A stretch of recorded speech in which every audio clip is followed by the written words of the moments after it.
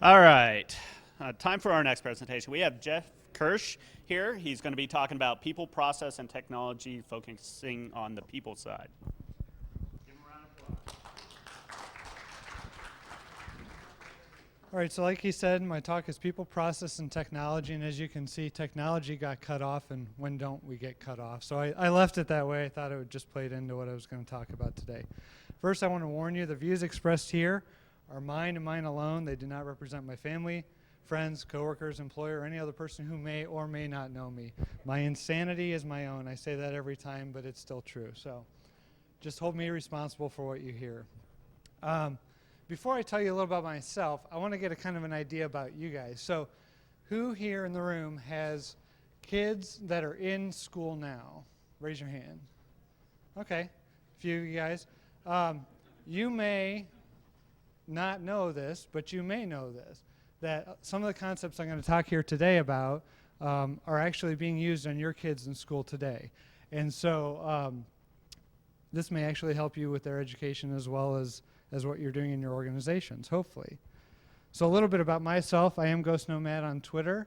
I'm a geek. I'm a husband, father. I write haiku on my blog. I wrote a book for it. I used to be an auditor. I put it in really small font. I could have gone smaller. Trying to sneak that by you guys. No, I did it for 14 years for the government and for an organization. And then I decided I wanted to have my heart back. So I switched to InfoSec. I've been doing that for 2 years, and the scar's starting to go away. So, you know, I'm still trying to fly low that I used to be an auditor, but it is actually part of who I am. And it did build on some of the things that I talk about here. I was a painter, blogger, gamer, avid reader, carpenter, and I probably should make it bigger now. I'm a cook. I took a resolution 2 years ago almost to try to cook something new every day, or every week. Every day, that would be quite a challenge. And I'm on a year and a half now. I've made something new every week. And it's teaching me not just a lot about cooking, but it's teaching me a lot about life and information security. So I want to give you some words. And right now, these are just going to be words. They're not going to make much sense unless you've heard them before. But at least I want to throw these out for you. So the first words I'm going to say is response to intervention. And you're probably thinking, okay, this guy needs an intervention, definitely. And it's probably true. Response to intervention can also be referred to as RTI. So if you've heard this before, please don't tell anyone the secret yet. If not, we're good to go. Second thing is progress monitoring. Interesting words. And then the 3-tier model. Now, I do want to say, the gentleman before me gave a talk on training and awareness. If you were in the room, some of these things may be a little bit redundant, hopefully not. But hopefully I'm building on some different concepts that they didn't touch on. I think they had some great points about awareness is not training, and training is not awareness, and education is something completely different. What I really want to focus on is that training and education component, but in a little different perspective than what they did. Response to intervention has 3 components that you need to know about: identify, monitor, and intervene. I could go into it a little bit more now, but I'm going to hold off until I get to some more concepts with that. So when we talk about response to intervention, there's 3 concepts in there. And then the 3-tier model. The 3-tier model can be referred to as the pyramid of learning. It has a lot of other terms, but the idea is that there's 3 tiers to education. And this is used in schools today a lot more than it used to be. Tier 1 is your general tier. This is everybody. This is whoever your audience is. Tier 2 is specialized. I'll get more into that later. And then Tier 3 is the intensive. So I kind of built a pyramid with the words. Give you the idea that as you go up the pyramid, the group that you're talking to gets smaller and smaller. All right. Now, traditional school. We all went through school, maybe just for a day, maybe for a long career. But there's a traditional perception that in school, you send the kid off, they go through this black box of education, and they come out with a degree. Everything's great, right? I mean, yeah, they have homework, and they have all these different things that they have to do, but you put them into the black box, and what you get out is a graduate, hopefully. The problem with that is that that's not what happens. And then we look at our organizations today, kind of a similar thing. We bring in the security guy. I call that Dave Kennedy because he's thinking about O-Day. I probably should have put dropping PEs since that's what he focused on today. But we bring in that security guy into our organization. Hopefully that's one of us. And what comes out is security, right? I mean, that's why we bring him in. Well, unfortunately, what we do is we equate education to compliance. So we think not only does our security guy make us secure, but he brings us into compliance. And compliance is not security, and compliance is not education. We need to have training and awareness to meet our compliance needs. What we don't want to do is sit there and say, just like with security, say, oh, I'm this compliant, so I'm secure. We know that that's not really the case. That's a baseline for where we need to start. It's the same thing with training and education. If you're meeting compliance, you're not really educating the people that you want to do. And the problem with education or training and awareness as compliance is it's pass or fail. Now, I gave a similar talk a year ago called Step Away from the Binaries. The idea is that pass or fail is a binary situation. You take a class, you either pass it or you fail it. It's the same way in school. You go through school, you either pass or you fail. Now you can say, oh, I got an A, a B, a C, a D, or I failed. But really, D through A is a binary pass. You've made enough of a grade to get that pass. There's not more detail behind how you got that. So the question is, do you want your training and education system to be a binary thing? Because when we talk about fear, uncertainty, and doubt, FUD and security, we say that's not a good thing. That's not a way we should deal with people. We should deal with them on a level set. Well, pass and fail is one of the biggest FUD things in the world. I mean, how many of us got so scared the day we were having a final exam in school? Got a bunch of them raising their hands and shaking their heads. I mean, the fear that just overtakes you, you get that sense of, oh my gosh, if I don't do this right, I'm done. That's the same thing with education in an organization. Do we want people to feel that fear that if I don't pass, I haven't got it? Because ultimately, if they don't pass and they don't get it, like the two gentlemen said before, it's our responsibility. It's likely our fault that it didn't happen. But at the same time, as we come back to here, we're not secure. Because in the people, process, and technology side of the equation, we get process and technology, but people is our weakest link. And so how can we be secure if we can't get people to that state? The second part, the reason why I came back to this slide, showing our security guy coming in and making us secure, is our businesses generally aren't focused on security. Most of our businesses are focused on making a profit. They have shareholders, they have owners. We're here to make money. And so ultimately what happens is, as security folks, we come in and we say, you need to do this to be secure.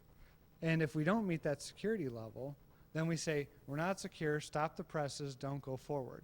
Well, what that does to our organization is our organizations start losing money. They start losing shareholder value. The shareholders aren't confident in the organization anymore, and people start to walk away. The company loses business, and what happens to us? We're not in the company anymore because there's no room for us. So what we need to do is to really focus on how can we make our organization secure, but do it in a manner that meets the organization's goal of making a profit.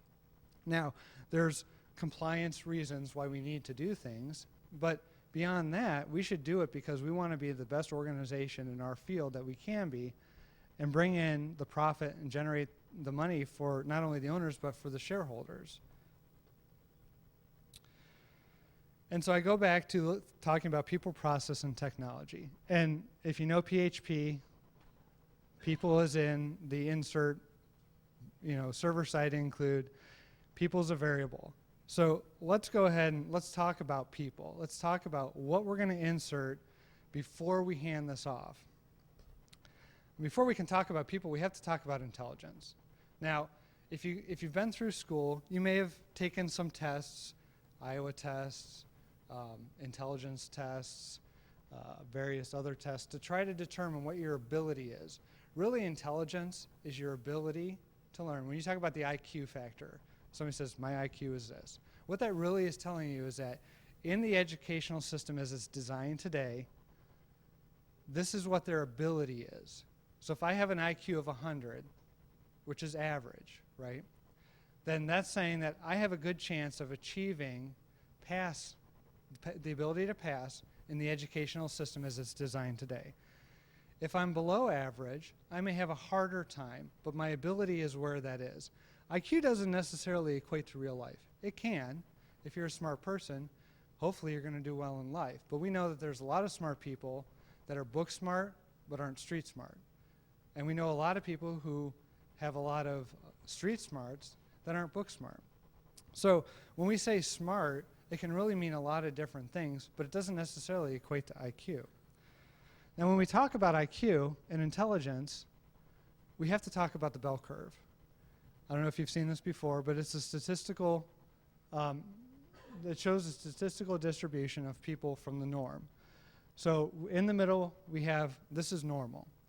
To the direct left and right of normal, we have a standard deviation of 1, and that covers 68%, 68.2% if you want to be accurate, of the population. So 68% of the people that are out there just walking about, could be 68% of the people sitting in this room, but everybody here is smart, so we'll put ourselves up, maybe up top. I don't want to insult anybody's intelligence. But most of the people, 68.2% of the people that we deal with, anybody deals with, are normal, right?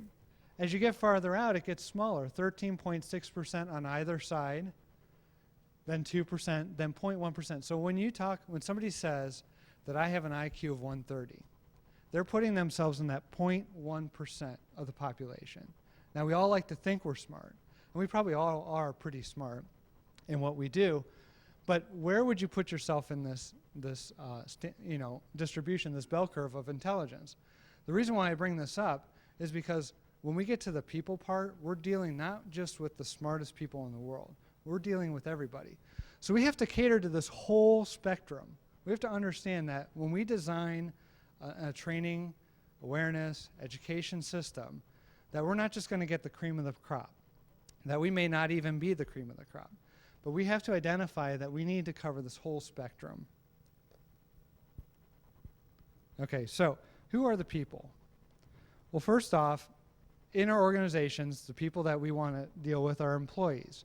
This can be the whole organization. That's where your main training and awareness comes in. What's the password? Why you should keep it safe. It could go down even farther. It could be the developers of the organization. I know a lot of people talk about baking in security and that it needs to be in the development life cycle. Well, so the people in that case, those employees, may be your developers. The point is that each level of our organization that we want to deal with is going to require a different set of training and education. But people doesn't just cover our employees. We're a business, if you are a business. And so people also covers customers. You need to educate your customers as to what security is. Because again, you can do everything you want to do. You can make your web app secure. You can do everything possible. But if your users download something, if your customers download something onto their PC, laptop, smart mobile device, then their information is going to get stolen on their side, not on your side. And so we need to educate the customers. We also have to educate each other. You know, the people in this is peers. We come to things like bSides and other trainings and conferences and get-togethers because we want to learn from each other. So as peers, we're people. And then, of course, there's family and friends. Now, family and friends can be peers, they can be customers, they can be employees. The point is that if we as professionals go down to that base level and try to educate at the beginning, this will trickle up into the other areas of life. All right, so we talked about the 3-tier model. We've talked about who these people are. I'm going to kind of go a little more in depth now as to what the tiers are and what they look like. So general level, tier 1, is your full audience. Now, in an education environment, this is your whole school population. These are all the kids. So if you're in an elementary school, first grade, it's all the first graders. If you're second grade, second graders. If you're an organization, this could be your entire population. Now, this may be where your training and awareness program comes in for compliance purposes. But we can use that to step into the next level. So one of the things we need to do for response to intervention is identify. So at this general level, we're doing, what do we want to educate? What do we want to teach people? It could be something simple as, this is why you need to keep your passwords safe. This is why you need to have strong passwords. This is why you can't click on an email that has a link, especially if it has a document and you don't know who it comes from. Whatever that may be, you need to tailor that to that full audience that you're looking at. Now, you're going to have people in that audience that have different levels of understanding, but at this level, what we're talking about is that generalized program. The intervention is administering the program. It's delivering that training. So response to intervention at the highest level is just going out and doing it. In a school environment, this would be a teacher going to the classroom every day and teaching the math curriculum, right? All first grade is going to get the same math curriculum generally. And then monitor. Now, in the previous talk, if you were in here, they talked about monitoring baselines as not being as valuable. I have a little bit of difference with that. I think I agree to some point to what they were talking about, but in the end, for this type of program, you need that baseline. And I'll go a little more into that. So you need baselines and you need post-assessments. Now, let's take an example a little bit farther in an organization. You have your developers, and let's say your population is developers who do web apps. So we need to teach them the tools that they can put into the code before it goes into production that's going to protect your organization. Because once it goes into production, you're talking about putting a lot more cost into securing something than if you build it in. So you bring your developers in and you do things like you teach them about the tools of how they can test the system itself. Teach them defensive coding. Teach them all those things. But before you start that class, you should do a baseline. Now, most people think, okay, baseline, I got to give all the information. That's not true. In the program that my wife has administered in her school district, the baseline test is 1 to 3 minutes. So you sit down with a student, and you can go through an entire class of 20 kids in about 35, 40 minutes. Pull each kid out individually. So what you need to do is you need to develop a quick way to gauge the key points that you want to make sure that your developers know or don't know. Again, the key here is this is not a test. Use the word assessment, because when we hear the word test, we freak out. If you have had an audit, you may think of assessment as an audit, but really what you're doing is you're assessing the knowledge. So give them that quick 1 to 2 minute, what do you know? And give them multiple choice questions, get a baseline. And that baseline is really going to help you define, are you speaking to the right people? Did they understand what you told them? And did their knowledge base change? And then after you administer the training, after you've had them come in, do all the things, go back and give them the exact same questionnaire, the exact same quick assessment. Because if you change the questions, you don't know if something's changed or not, right? I mean, if I asked you one question before I started speaking, and then I asked you a question after I started speaking, and it was a different question, I could extrapolate as to how those things matched up, but I don't know that that's really the same information that you're giving me. So at the general level, your full audience, what to educate, and then get your baseline and post-assessment. Now, you've brought your developers in, you've given them the training on how to test what they do, code securely, and now you've given them the post-assessment, and you can one-for-one match by each person what they've gained. Now, what you do then is you take that and you go to your second tier. So now I know that 80% of the people that sat in the room improved. If they didn't already know something, their knowledge improved. They got what I taught them. They can move on, right? But there's that 20% that didn't quite get what we needed them to get. So now what we need to do is we need to move to a tier 2 specialized. So in this case, the people are small groups. This is your people that you've identified from the baseline to that first post-assessment. Did they get what I taught them, right? And you need to identify what was missing. What didn't they get? Why didn't they get it? And how can I present that? Not just re-give it to them, not just pull them in a room and, in the smaller group and say, okay, you guys didn't get this. Let's go through it again. No, what you need to do is you need to figure out why didn't they get it? Is there a barrier to the learning style that you're giving to them? So If a person's hands-on and you gave them a lecture for an hour, that could be the only reason why they didn't get what you gave them. If they're quite the opposite, if you gave them a hands-on session and they're more conceptual, again, you failed to give them what they need. So giving them what's missing and not the full program is what happens in the second specialized level. Intervention is administering the program. So now you've identified what that is missing, what's the gap. You're bringing them in as a small group and you're giving them a new training. It may be a subset of what you already did.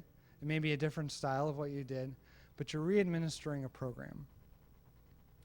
And to monitor this, you use existing data. So you've got your benchmark, you've got your first post-assessment, and now then you're going to add a second post-assessment. So now you can track, here's where they were, they didn't make much progress, now how'd they do? And what you should see is more people start to fall off. Okay, now I've gone from this 20%, of that 20%, 90% of those people actually got it. So now your population of who gets it has gone up. But you're still going to have a small group of people that didn't quite get it. So you've brought your developers back in. You've given them a new training, whether it's hands-on, whether it's lecture style, whether it's, okay, tell me why you didn't understand what I was trying to convey to you. You've administered that, and now you've got that final few percent, maybe 5, 6%, that just still aren't getting it. This is your intensive level. And at the intensive level, you don't want to be doing small group stuff anymore. You want to be at the individual level. You want to be bringing somebody in and talking to them. Now, the caveat to all of this is that you cannot make this program feel like it's a punishment. And that's what sometimes happens in a compliance setting. When you give a test for compliance and you say, you need to pass this or I'm going to bring you in for remediation, people freak out. Oh, geez. You know, so now I'm the bad kid in the class. I'm at the back of the bus. That's not what this is meant to do. This is the whole point of specializing a program more and more detail is because you're not getting through to that person's learning style, or the content that you're giving them isn't matching up with what they're thinking. It's not because they don't know what you're talking about. They're just not getting it the way you're giving it to them. And what you need to do here is you need to identify those specific needs of that person. So in the case of the web developer who didn't get the first program and didn't get the second program, now you're going to sit down and say, okay, help me to help you, and what can we do to do this? We need to gauge their knowledge. We need to gauge their understanding. Maybe they just don't care, and that can happen. You could be at this level and find out that somebody just doesn't care. They just want to do their job because we all have a budget, we all have a timeline, and we all need to get it done. And yeah, I sat through your trainings and I get what you're saying, but in the end, my boss is going to hold me accountable for why my product didn't go live on the day we said it did. Well, okay, now you know where your gap is. Now you know what their specific need is. Or it could be something as to, I just wasn't comfortable in understanding what you were saying, and I didn't want to raise my hand in either of the previous sessions. But now that you're at the individual level, I'm more apt to talk to you. The intervention here is the coaching and the mentoring. This may be an extended program. This might not be just an hour-long thing. You may need to sit down and coach this person on an ongoing basis. And the monitoring is outcome-based. So now we're not giving them an assessment of the knowledge they know. At this point, we're saying, I'm going to give you a task. Can you accomplish it? Okay, now let's move on. And that's what mentorship and coaching is really all about. It's giving somebody things to do and seeing how they interact with that and how they accomplish the goal. If they can't accomplish it, you need to go back and find out, okay, where's the gap? And so really, when you talk about people, we're talking about unique individuals. Now, we can't tailor a program to each unique individual need. We have to generalize it enough and then move forward and go down and down and down. And so in this concept of response to intervention, you don't just design a program, put it out there. I do like, in the previous talk, they talked about doing a 3 to 6 month review and then doing an annual review and trying to see what you're getting. But this needs to be a little more, not just I need to retool my program because of that 3 to 6 month assessment. This means I need to redesign what I'm doing. I need to focus it on the general tier, specialized tier, or individualized tier. And Not only that, I want to give that same assessment. I want to keep track as it goes along. How are you answering those same questions? Because what you may see is after the training, people get it. A little bit longer, people may start to drop off. As it goes longer, it may drop off even more. And so that's when you know that you have to bring them back in. But at the same time, what you should see is that as you get to that general, specialized, and intensive level, they're going to have different needs of when they need to be refreshed. So you need to design based on that. You need to deliver it, progress monitor it, and refine it. It's a constant cycle that you go through. And ultimately what it comes down to is my program meeting the needs? Now, the reason why I started thinking about response to intervention in the sense of a business is because what we're finding, going back to the whole profit model, what we're finding is that people are making business decisions, and sometimes they're ignoring information security people. They're saying, yeah, I get what you're saying, but I need to make a profit-based decision. I need to ultimately look at what's the cost of what you're saying you're going to do, and what's the cost of me just moving forward without doing what you said. And a lot of times they can find a way to say, I'd rather accept the cost of not doing what you're doing and put the company at risk because I can pay a lot less for that.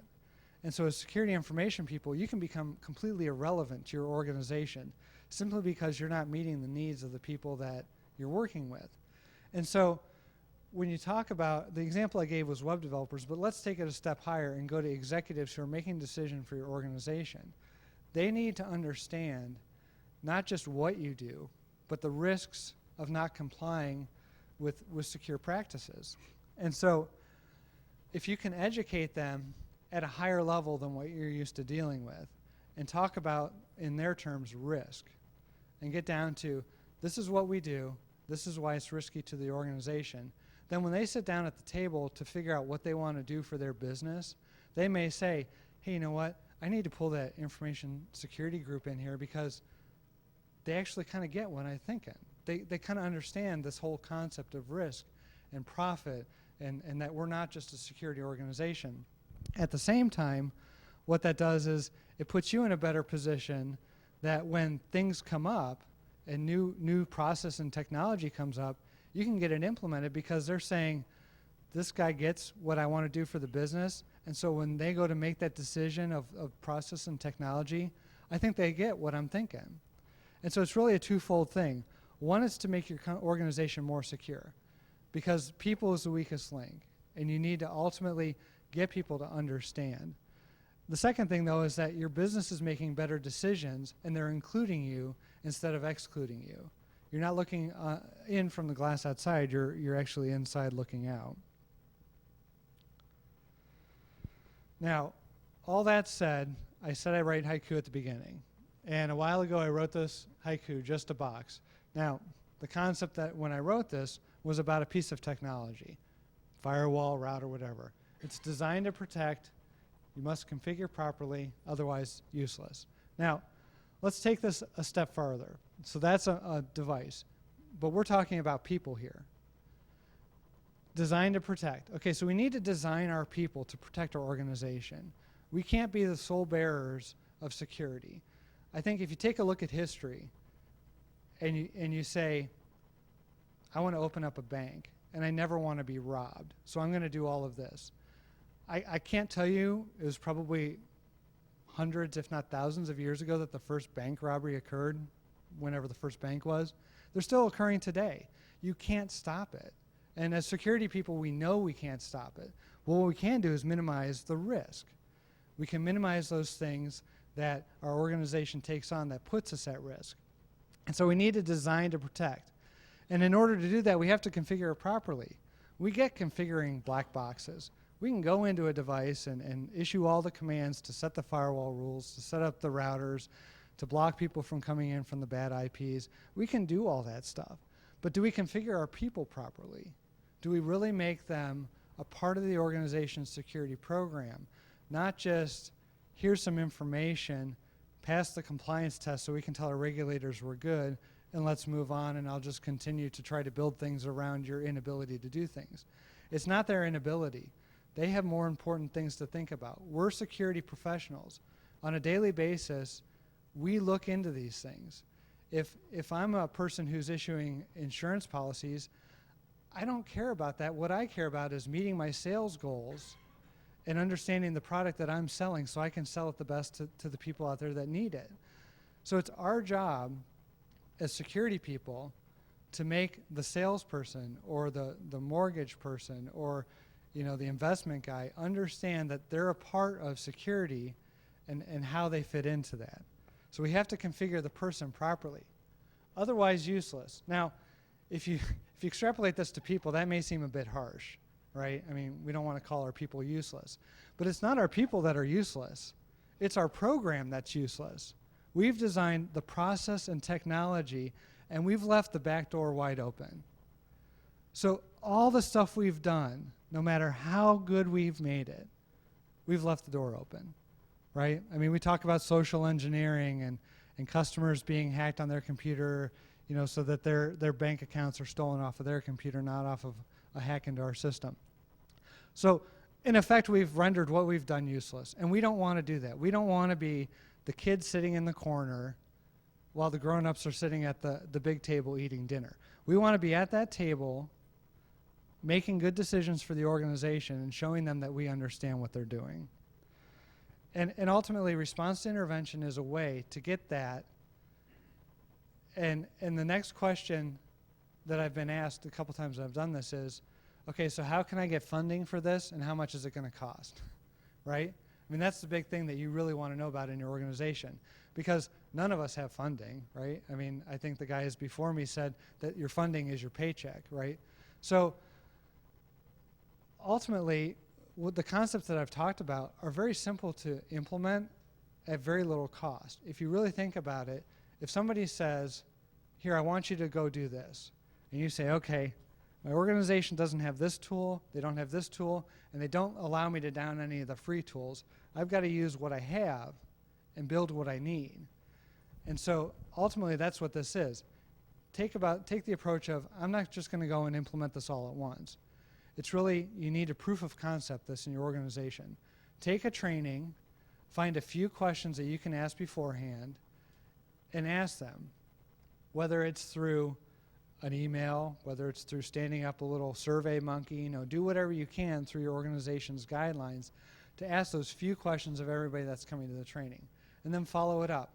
And then dump all that into your spreadsheet and go to the person who's in charge of setting up awareness programs and say, okay, this is what I found, right? I mean, it's pretty clear that I asked the same question and people made progress and people didn't. Another caveat I'll give is I don't do training and awareness. The guys before me did. That's not my role in my organization. So this isn't an eat my own dog food thing. I mean, I'm not telling you something I do because that's not my role. What I do know is that my wife does this. She doesn't do it in a organization for security. She does it in education. So she's responsible at her district for going out and administering the same type of program to students. And schools have no money. I mean, we think our organizations have no money. How many cities and counties and states are going bankrupt right now? So there's no money, there's no funding. And yet they find ways to implement these things. So I think in our organizations, the best thing to do is to take the information and go back and say, okay, how can I do this little by little? How can I start to show? And that's what we do with everything else. I mean, we say, well, I want to implement SIEM, right? I want to do logging. But my organization doesn't want to pay for the server to store all the data. So how can I gather little bits of information, little by little, to show that, hey, if we did this, it would be beneficial to the organization? And that's what we need to do. We need to be innovative in the way that we approach this so that it's not costing our organization a lot of money, but we can get that buy-in. All right. So I've gone on and on about response to intervention, progress monitoring, and the 3-tier model. If you want to talk to me about it beyond right now, you can email me, ghostnomad@ghostnomad.com. You can catch me on Twitter. I'm getting a little bit better. I was pretty frequent on it. Started backing off, and I'm getting much better at it now. I have a blog, ghostnomad.com or it-haiku.com. If you want to read haiku about technology, IT Haiku is where you want to go. I have quite a bit. I think I'm almost over 700 now. So that can keep you busy if you haven't read it before. If you've read it before, I'm trying to do new content every day. Ghostnomad.com. I wasn't raised in the security field. I don't know how many people ever were. I came to it through an accounting degree, and I had done a little bit of computer science in college. So I tend to think of security not in a technology sense, but in the theoretical sense. So I try to marry technology to real-world situations. I haven't been as good, but I'm getting back into it. But I may take a police blotter and say how that equates to security. I may take what my kids do and equate that to security. Actually, on that note, I woke up this morning to, oh no, he's got a game hack. Log off now before he finds our secret lair, from my 9 and 11-year-old. So I must be doing something right to get that geek news out there. But so if you want to read my blogs, that's where they're at. And at this point, I'll open it up to any questions. Sure.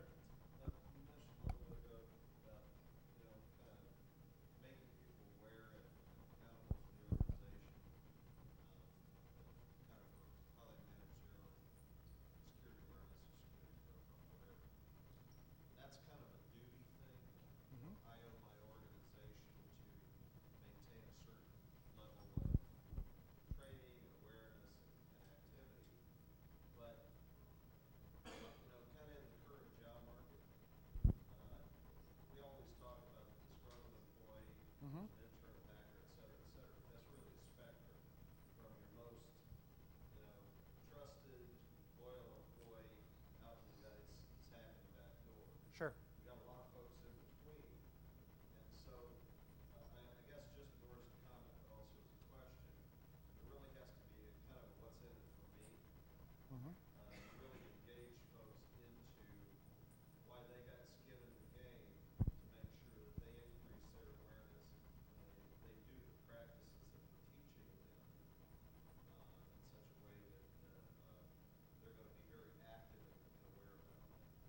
Well, and to that comment, I would like to add an addendum. I think that, yes, our employees do have, we need to instill a need to want to defend the organization, but at the same time, as a security professional, it's our duty to make sure that we're giving them all the tools that they can have. So simply giving a once a year training on security is not going to do it. I mean, kids go to school for how many years, and at the end of it, we have a show like, Are You Smarter Than a Fifth Grader? Because half of us adults don't even remember what we learned in fifth grade, right? So it makes us look like goofballs when you go onto a show and a fifth grader gets a question that you don't. It's the same thing. As security professionals, we need to continuously push people the information that they need. So it's a duty to protect the organization. I completely agree with that.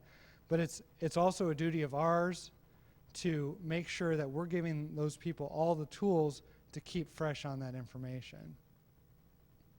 Mick? So, and I agree with what you're saying, Mm-hmm. but on the flip side, I also have, for like about half your head these doubts about what our role as computer security professionals are. Sure. Because I suck at auto exams. Like I can't service my car. If you saw it, you'd be like, yeah, you really can't. So when I go to the auto shop, I say take care of this, and they fix it for me, and there's this expectation that I don't need to understand all these things.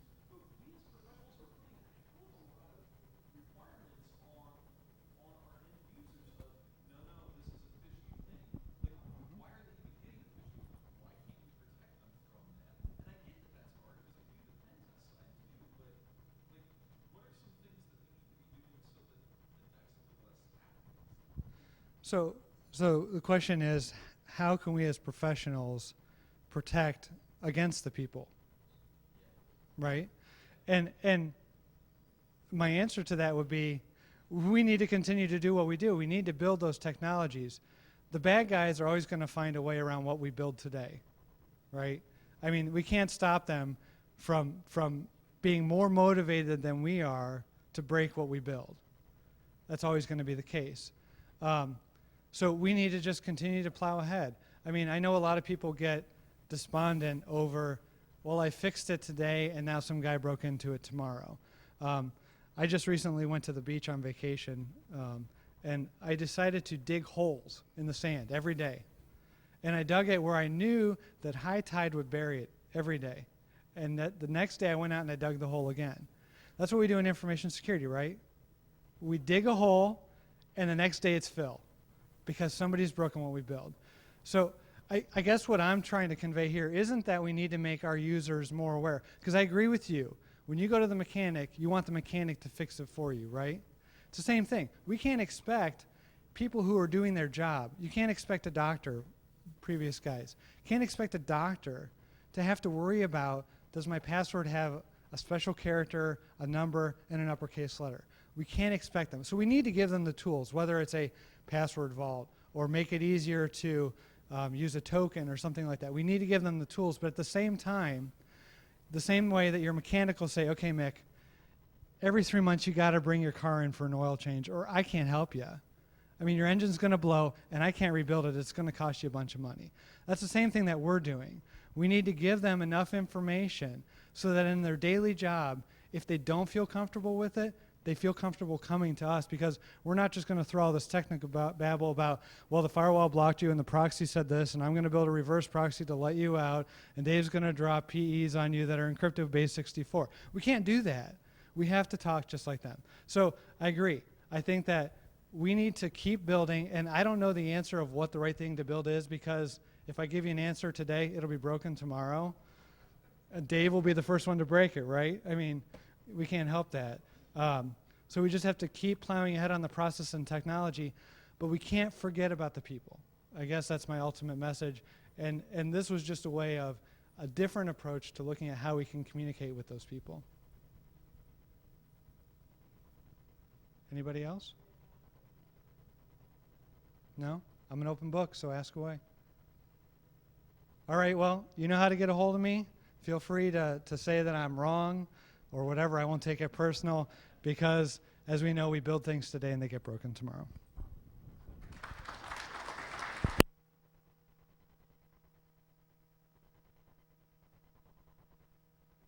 Just a reminder, everybody, lunch is on your own. I believe they have a restaurant out here in the hotel, and there's, a bunch around the area here.